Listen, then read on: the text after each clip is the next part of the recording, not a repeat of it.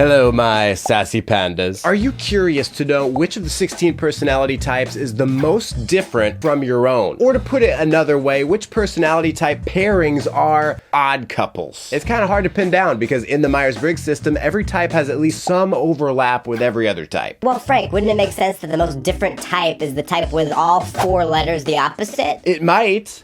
Not. Types with all 4 letters the opposite actually have all the same cognitive functions. And if you're unsure of what cognitive functions are, watch my video explaining it in clear, plain Anglais. Basically, it's easier for 2 types to understand each other when they have the same cognitive functions. So what type pairing has all different cognitive functions and enough different letter preferences to earn the title of most different? What do these odd couple pairings actually look like? Are they at each other's throats?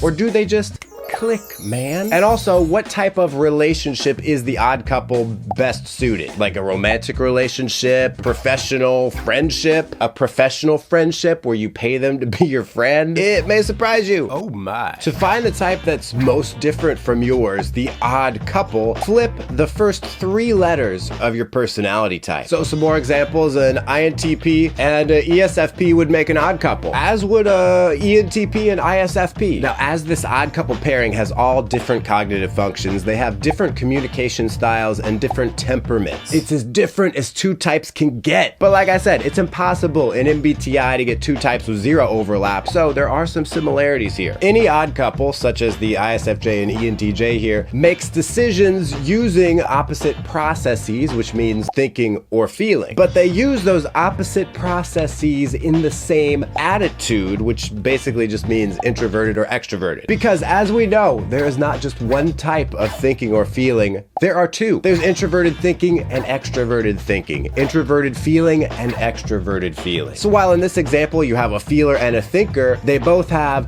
extroverted decision-making processes, extroverted feeling, extroverted thinking, and that J is what gives it away. Likewise, each odd couple pairing, and I know you're gonna freak out because they're different fonts here, they look at reality through different lenses, sensing or intuition, the N or the S. But they use those perceiving functions with the same attitude, introverted or extroverted. So you see here, you have an intuitive type, you have a sensing type, that's different, but they're both introverted. Introverted intuition, introverted sensing. Now, the odd couple pairing works best in a work, school, or professional situation. The 2 of you will have most of your bases covered for decision making and information, which will help you collaborate with each other. As we established, you'll have the opposite preference for thinking and feeling as well as sensing and intuition, but you'll be using those opposite preferences in similar ways. Sound confusing? Haha, let's look at an example. Let's say an INTJ and an ESFJ, which is another odd couple pairing, are working on a project together. I don't know what they're, something at work. What do people do at work? Or let's say it's a school project, whatever. They have to make a book report about why do I even try? So this shared J at the end means that they will both think to consult each other before making decisions. Both will also want to have a structured and organized approach to their work. The difference is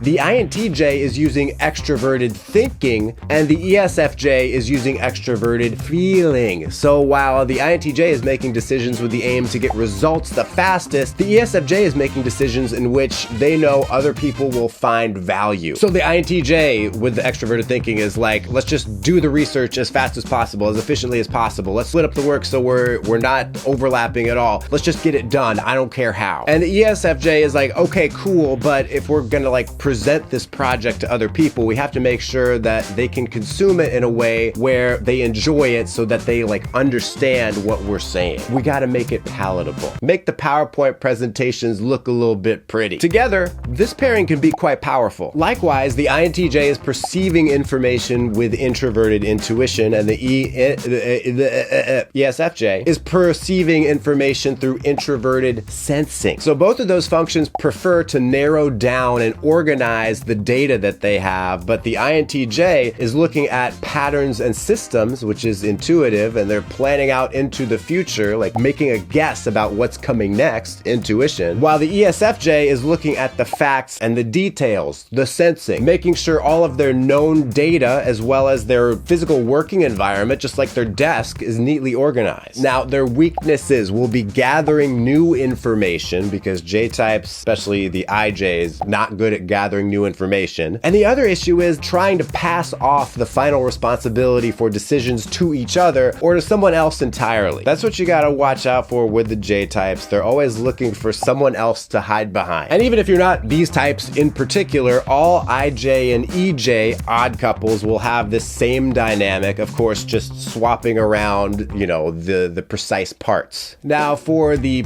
P-type odd couple, let's look at an INFP and an ESTP working on a project or a school thing as an example. All IP-EP odd couples will have this same dynamic. Both of these types will find it important to take responsibility for the decisions they make. They're not going to try to pass it off on each other or get caught in a loop of, I don't know, what do you think? So the difference between these two types is that the INFP uses introverted feeling and the ESTP uses introverted thinking. So while the INFP is making decisions based on what they feel is the best, most valuable, or most ethical option in their minds, the ESTP is making decisions based on what they understand the best and what they think will achieve their goal in the particular way that they want to do it. So working on a class project, for example, the INFP is going to be like, this is what matters most to me about this project, like these themes or this message that we're trying to get across, and I really want to hammer things home based on that, what I feel. Whereas the ESTP is like, okay, whatever, you feel those things, but I'm trying to answer a problem. I'm trying to solve a puzzle here and work it out all on my own. And that's what I'm focused on. That's what I'm interested in, is putting this project together in the way that I think is the most perfect way. Now, if this odd couple can collaborate and trust each other, their combined decision-making processes can yield powerful results. And that's all due to that shared P at the end of their type. Now, the INFP perceives reality through extroverted intuition, and the ESTP perceives through extroverted sensing. So both of those functions, because they are extroverted, are oriented towards gathering new information. The INFP gathers new intuitive connections and sees many different possibilities, while the ESTP gathers new factual information and is easily able to stay on top of shifting real-world conditions. So the INFP will be really good at brainstorming and being like, what if we did this? What if we did this? Oh, if we did the project this way, it could turn out like this. We could do this other thing and it could be like this. And the ESTP is like, okay, cool. And you know, I'm going to go out, I'm going to easily find a bunch of information that we can put into our research. And you know, if something happens that we need to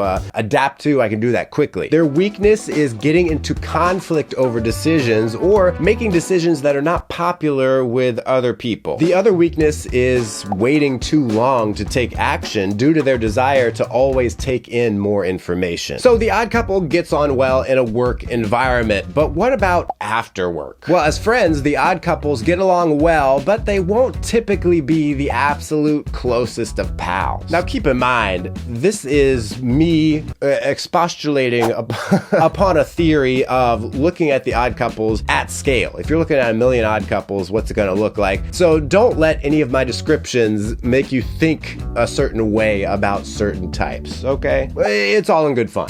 That's what I'm trying to say. Odd couple friendships will be most common where the two people had a shared interest, a project, a job, or something external that forced them to get to know each other and developed shared memories and trust. Because they're not just naturally going to gravitate towards each other without that external factor. So you and your odd couple partner might hang out a lot, but this could be due more to having a similar friend circle or that shared interest that brought you together in the first place. It's likely to be the kind of friend where you're like, yeah, he's a great guy, but you might not actually know a lot about him the way you would a close friend. It's not because either of you are necessarily closed off, but just because neither of you ever thought to take any of your conversations there. It's the kind of friend where after a while, you're both like, yeah, I'm good, you good? And then you go your separate ways for the day. Typically not the bosom buddy with whom you're chatting for hours on end. Now, what you've all been waiting for. What is the odd couple like as a romantic relationship? Should all the single ISFPs go out looking for their ENTP? Should the INFJ and ESTJ just start printing wedding invitations already? Or if the odd couple got married, would they become the kind of couple featured on Dateline one day because one murdered the other? I don't know why I needed to go there. I gotta say, I think the odd couple is theoretically one of the less likely pairings to occur. I'm not here saying they're incompatible. I'm just saying I don't think naturally, if you looked at scale, that those types would end up together often. The odd couple doesn't doesn't necessarily have that instant attraction the way, say, the ride or die pairing usually does. And of course, the ride or die pairing is where you take all 4 letters and flip them. It's the same cognitive functions, but in reverse order. So you can understand why those types might be instantly attracted to each other. So when this pairing meets, it might not even occur to either of them like, oh, I could date this person. I think the odd couple just naturally picks up that they could work well together, and that's about it. I think this pairing is most likely to fall in love in a Beauty and the Beast kind of way. In other words, one of them needs to be cursed by a witch and turn into a beast and then kidnap the other one. No, not that. I'm talking about the song Beauty and the Beast that Mrs. Potts sings. Barely even friends, then somebody bends unexpectedly. All the musical theater kids are going crazy right now. It's like something happens where randomly one of them is like, oh, hey, why don't we go out on a date? They might even be saying it like as a joke. I think that's a good thing though, because these types with sparks not necessarily flying right away feel more comfortable just being themselves around each other. There's no pressure. Now, if this pairing continues romantically, it's the kind of partnership where both will tell others that their relationship